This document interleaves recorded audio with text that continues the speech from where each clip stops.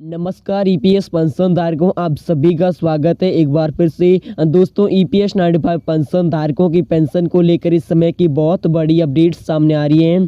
Pension धारक आप सभी के लिए पुरानी पेंशन योजना, जिसके लिए हर महीने दूसरी बार दिल्ली में जुटे लाखों सरकारी कर्मचारी, आप सभी की पुरानी पेंशन योजना को लेकर इस समय की बहुत बड़ी अपडेट सामने आ रही है।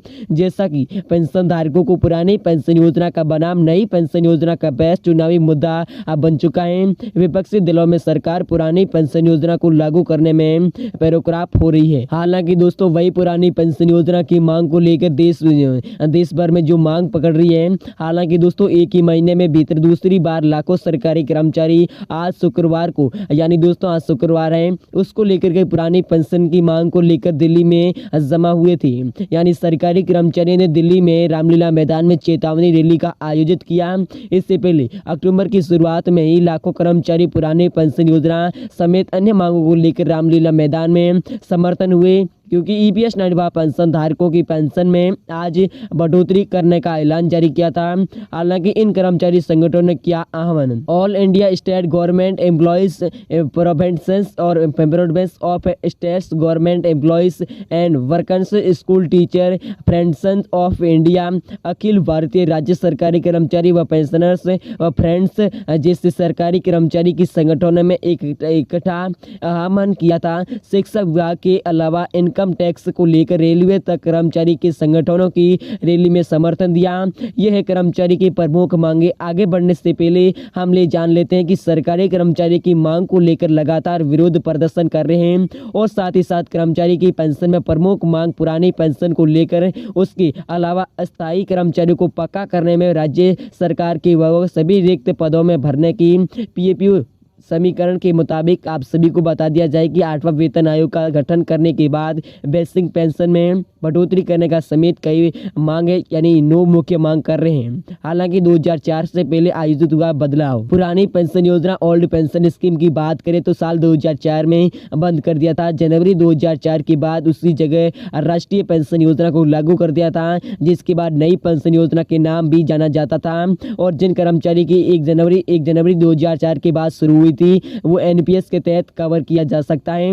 क्या है पुरानी पेंशन योजना? पुरानी पेंशन योजना को एक कर्मचारी के लिए फायदेमंद है। माना जाता है कि पुरानी पेंशन योजना दरअसल एक तरह रिटायरमेंट से के बाद उम्र के लिए इनकम की गारंटी होती है, और इसी के तहत कर्मचारियों को रिटायरमेंट होने के बाद अंतिम वेतन के आधे बराबर रकम दी जाती है, और साथ ही साथ पेंशन के रूप में मिलती है। इसके ऊपर महंगाई भत्ते में का भी लाभ मिलता है। महंगाई भत्ते में साल में 2 बार बढ़ाया जाता है।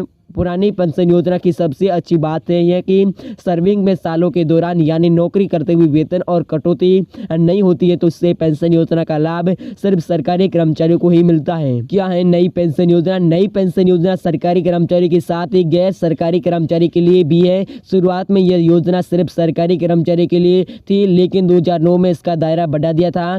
हालांकि निजी क्षेत्र में काम करने वालों लाखों कर्मचारियों के लिए आप ओपन कर दिया था। इससे पीएफआरडीएस द्वारा मैनेज कर दिया था। इसी के तहत जो टीयर में 1 टीयर 2 टीयर के तहत अकाउंट होते थे, एनपीएस के तहत कर्मचारी को 1.50 लाख रुपए तक का इनकम टैक्स बेनिफिट मिलते थे। एनपीएस के हर महीने की सैलरी में पैसे काटे जाते थे। रिटायरमेंट के बाद होने वाली कमाई पर टैक्स लगता था, और साथ ही साथ पेंशन की रकम इस बात पर निर्भर करती थी कि आपने टीयर 1 और टीयर 2 किस विकल्प को चुना है, और साथ ही साथ नौकरी के दौरान सैलरी में कितनी कटौती कराई है। इस योजना के तहत पेंशन की रकम पुरानी पेंशन योजना की तुलना कम से कम हो सकती है। इस तरह से चल रही है पुरानी पेंशन योजना की बहस। कुल मिलाकर देखें तो पुरानी पेंशन योजना उसे दायरे में आने वाले कर्मचारी, यानी सरकारी कर्मचारी के लिए फायदेमंद है। सबसे बड़े फायदे सैलरी के पैसे कटते हैं तो पेंशन की रकम ज्यादा रहती है, और साथ ही साथ पेंशन की टैक्स भी नहीं मिलता है। अभी पुरानी पेंशन योजना के बहाल करने की मांग जोरों पर है।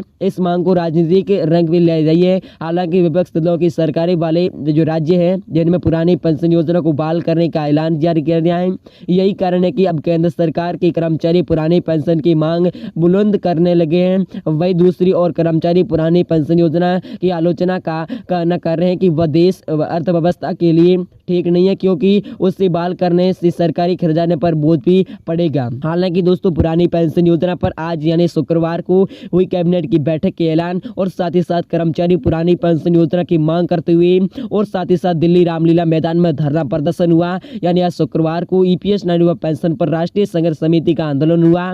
उस आंदोलन में आप सभी के लिए सफलता मिली या नहीं मिली वो मैं अगले वीडियो में आप सभी को नेक्स्ट पार्ट के अंदर बताएंगे। आज के इस वीडियो में पेंशनधारक को इतना ही। हाँ, फिर मिलते हैं किसी आगामी अपडेट की तब तक के लिए जय हिंद, जय भारत।